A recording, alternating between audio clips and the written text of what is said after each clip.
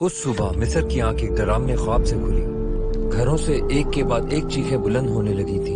सिपाही लाते मारकर दरवाजे खोल रहे थे और माओं से उनके बच्चे जबरदस्ती छीन कर ले जा रहे थे। खुदारा, इसे हाथ मत लगाना, ये तो सिर्फ एक दिन का है। माएं रो रही थी, गिड़गिड़ा रही थी, लेकिन कोई नहीं सुन रहा था। बाप बेबस थे और भाई खौफजदा थे। ये एक कत्ले-आम था जिसका हुक्म फिरौन ने दिया था। वो तमाम बच्चे मजलूम ईमान वालों के बेटे थे। अभी तो उनके नाम भी नहीं रखे गए थे। एक माँ अपने बच्चे को गोद में लिए कांप रही थी। उसे डर था कि कहीं उसकी बारी भी ना आ जाए, लेकिन अल्लाह इस बच्चे को उस अफरा तफरी से बचाने वाला था, एक बिल्कुल गैर मुतवक्का तरीके से, और मिस्र का मुस्तकबिल बदलने वाला था। तो आखिर फिरौन ने इतना नाकाबिले तस्वुर जालिमाना हुक्म क्यों दिया? वो उन बच्चों से इतना क्यों डरता था जो अभी चलने के भी काबिल नहीं थे?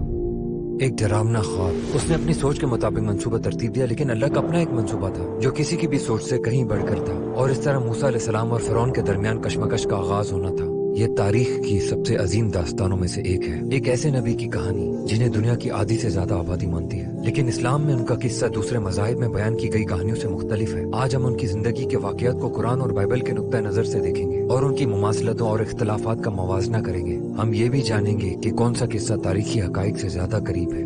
मूसा अलैहिस्सलाम का विरसा, जिन्हें मौजिज़ के नाम से भी जाना जाता है, उनके मोजज़ात, महल में गुजारे हुए साल, जादूगरों के साथ उनका मुकाबला, फिरौन का जालिमाना निजाम और उसका हतमी अंजाम। अगर आप तैयार हैं तो शुरू करते हैं। यरूशलेम से आती हुई एक बड़ी आग ने मिस्र को घेर लिया, जो उसके घरों और लोगों को जला रही थी, लेकिन उसने बनी इसराइल को कोई नुकसान नहीं पहुंचाया। आग तो थी लेकिन उन्हें जला नहीं रही थी। फिरौन दहशत से बेदार हुआ, पसीने में शराबूर और सांस फूली हुई थी। ये एक डरावना ख्वाब था। उसने फौरन हुक्म दिया, काहिनों को यहाँ बुलाया जाए फौरन। वो जल्द अज जल्द अपने ख्वाब की ताबीर जानना चाहता था, और जब काहिन आए तो उन्होंने कहा, एक बच्चा पैदा होगा जो कि बनी इसराइल की कौम में से होगा, और वो खात्मा करेगा फिरौन की हुकूमत का।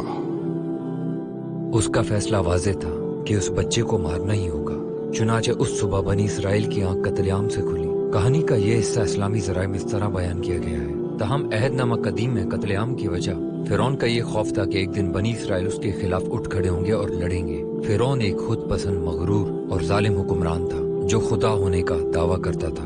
वो अपने मफादात के लिए कुछ भी कर गुजर सकता था। उसका मानना था कि लड़कों को मारने से उसकी बादशाहत महफूज रहेगी, लेकिन वो ये बात नहीं जानता था कि हर चाल के लिए अल्लाह का अपना मंसूबा होता है। अल्लाह उसी बच्चे को, जिसे फिरौन शिद्दत से ढूंढ रहा था, सीधा उसके अपने महल में लाने वाला था और उसी के हाथों उस बच्चे की परवरिश करवाने वाला था। इंसान चाहे कितना ही होशियार क्यों न हो, जब अल्लाह उसकी बसीरत छीन लेता है तो वो अपने सामने की चीज भी नहीं देख पाता। लेकिन ये सब होना कैसे था?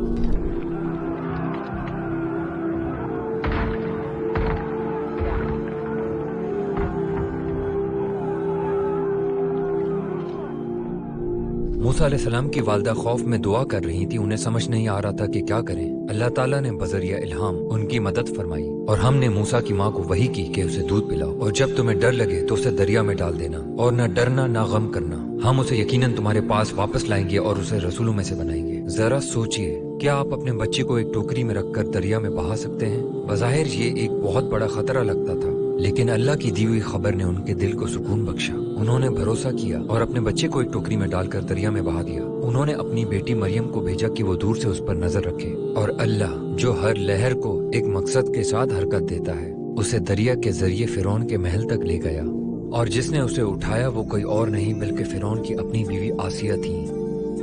आसिया की कोई औलाद नहीं थी। जब उन्होंने टोकरी में उस खूबसूरत बच्चे को देखा तो उनका दिल ऐसे धड़का जैसे पहले कभी नहीं धड़का था। उन्होंने फिरौन से कहा, ये बच्चा मेरे और तुम्हारे लिए आंखों की ठंडक है, इसे कत्ल न करो, शायद ये हमारे काम आ जाए, या शायद हम इसे अपना बेटा बना लें। वो दोनों आने वाले कल से बेखबर थे। तहम अहदनामा कदीम की किताब एक्सोडस के मुताबिक बच्चे को फिरौन की बीवी ने नहीं बल्कि उसकी बेटी ने उठाया था। चुनाचे फिरौन बच्चे को रखने पर राजी हो गया, लेकिन एक मसला था। बच्चा रो रहा था, उसे दूध पिलाने की जरूरत थी, लेकिन जितनी भी औरतों को लाया गया उसने किसी का भी दूध नहीं पिया। यहाँ तक कि उसकी बहन, जो छुपकर देख रही थी, आगे बढ़ी और बोली, क्या मैं आपको एक ऐसे खानदान का बताऊं जो उसकी देखभाल करेगा? फिर वो उसके पीछे चलते हुए मूसा की वालदा तक पहुँच गए तो एक बार फिर उन्होंने अपने बच्चे को दूध पिलाया। वो अपने बेटे से दोबारा मिल गई। कोई नहीं जानता था कि वो हकीकत में कौन है, लेकिन इस वजह से वो एक तवील अरसे तक अपने बच्चे के साथ रह सकी। अल्लाह ने उनसे किया हुआ अपना वादा पूरा कर दिया था। अब ये वो वक्त था कि अल्लाह अपना दूसरा वादा सच कर दिखाए और हम उसे रसूलों में से एक बनाएंगे। अब हम तेजी से कई साल आगे चलते हैं, जब फिरौन के खिलाफ उनकी जद्दोजहद का आगाज होता है। वक्त गुजरता गया, उन्होंने महल के अंदर ही परवरिश पाई, लेकिन उन्होंने कभी खुद को बाहर की दुनिया से अलग नहीं किया। वो देखते थे कि दीवारों के पार लोगों के साथ क्या हो रहा है। उन्होंने महल में आला तरीन तालीम हासिल की, फौजी क़यादत से लेकर लोगों को संभालने तक, समाजी महारतों से लेकर जाती अखलाकियात तक उन्हें कई शोबों में तरबियत दी गई और वो हुनर और किरदार दोनों में बढ़े। उनके ज़मीर की बदौलत उनके आसपास की बुरी मिसालें भी उनके लिए सबक बन गईं। एक खराब माहौल में परवरिश पाने के बावजूद वो गुनाह से दूर रहे। कभी कभी वो महल से निकलकर अपनी कौम बनी इसराइल पर होने वाले जुल्म को देखते थे। उन्होंने अपनी आंखों से जुल्म का मुशाहिदा किया। इन तजुर्बात ने उनके इर्द गिर्द की दुनिया के बारे में उनकी समझ को तश्कील दिया, यहाँ तक कि एक दिन एक परेशान कुन वाक़ये ने उन्हें मिस्र से भागने पर मजबूर कर दिया। वो तकरीबन मारे जाने वाले थे। 8 दिन तक वो सहराओं और वीरान जमीनों से गुजरते रहे, बगैर कुछ खाए पिए। आखिरकार वो मैदियन की सरजमीन पहुंचे और वहाँ 8 से 9 साल रहे। इस्लामी जराये के मुताबिक वो हजरत शुएब के साथ रहे और उनसे तालीम हासिल की, लेकिन अहदनामा कदीम के मुताबिक वो जेत्रो नामी एक काहिन के साथ रहे। कहानी के दोनों वर्जन में वो मुसलसल सीखते और बढ़ते रहे। अब आइए फिरौन के साथ उनकी मुनफरिद जिद्दोजहद के आगाज की तरफ बढ़ते हैं, उस लम्हे की तरफ जब उन्हें पहली वही मिली और उस जालिम हुक्मरान के साथ उनकी पहली मुलाकात हुई।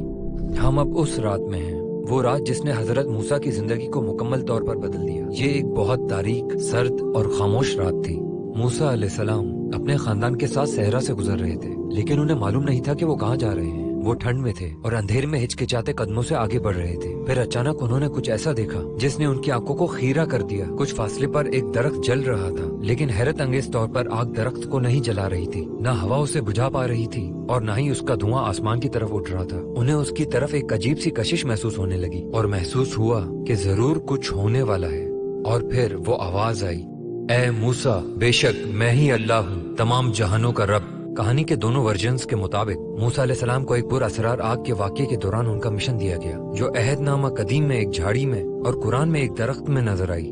मैं तुम्हारे बाप का खुदा हूँ, इब्राहिम का खुदा, इसहाक का खुदा और याकूब का खुदा। और उनसे कहा गया, अपनी लाठी नीचे फेंको। लेकिन जब उन्होंने उसे सांप की तरह हरकत करते देखा तो वो पीछे मुड़कर देखे बगैर भागे। अल्लाह ताला ने फरमाया, ए मूसा, आगे आओ और डरो मत, क्योंकि तुम उन लोगों में से हो जो महफूज हैं। जब उन्होंने सांप को उठाया तो वो वापस लाठी बन गया। इस बार उनसे कहा गया कि अपना हाथ अपनी बगल में डालो। जब उन्होंने उसे बाहर निकाला तो वो चमक रहा था, रोशन सफेद। ये वो 2 अजीम मोजिज़ात थे जो फिरौन को दिखाने वाले थे। दोनों कहानियों के दरमियान एक अहम फर्क उन मोजिज़ात के पीछे का मकसद था। कुरान के मुताबिक हर नबी की तरह मूसा अलैहिस्सलाम भी एक भटकी हुई कौम को ईमान की दावत देने जा रहे थे और गलतकारों को सुधारने की कोशिश करने वाले थे। इसीलिए ये मोजिज़ात दिए गए थे, उन्हें ईमान लाने की दावत देने के लिए। लेकिन अहदनामा कदीम में मोजिज़ात का मकसद बिल्कुल मुख्तलिफ था। वो सिर्फ बनी इसराइल को मिस्र छोड़ने पर राजी करने के लिए थे।